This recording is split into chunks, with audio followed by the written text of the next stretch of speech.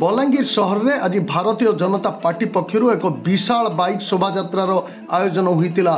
Balangir BJP विधायक प्रार्थी गोपालजी पाणिग्राही एक विशाल बाइक रैली रे बाहरी बीजेपी सपक्ष रे भोट भिक्षा करिसंती। एक खोला जीप रे श्री पाणिग्राही रहितबा बेले बाइक रैली बलांगीर टाउन परिक्रमा करिथिला।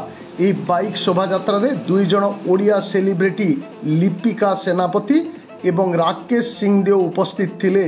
शह शह संख्यार बीजेपी कर्मी माने बाइक रैली रे शामिल होइतिले। आज बाइक रैली बा आमर रोड शो होचे। एटा आमर जेहेतु आज समस्त लगी प्रचार शेष दिन आ शेष दिन उपलक्षे आम बाइक रैली रखीचु।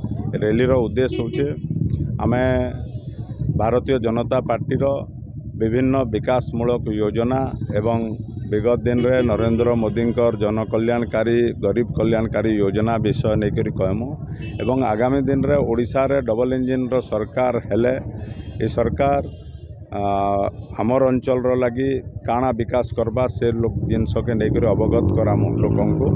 तो से उद्देश्य नहीं बाइक रैली होचे एवं आशा रखीचु आमे जे इथर लोक मनस्थ करिछन लोकंकर समर्थन व्यापक अच्छे युवक पिला माने जुड़ी होइछन संगरे।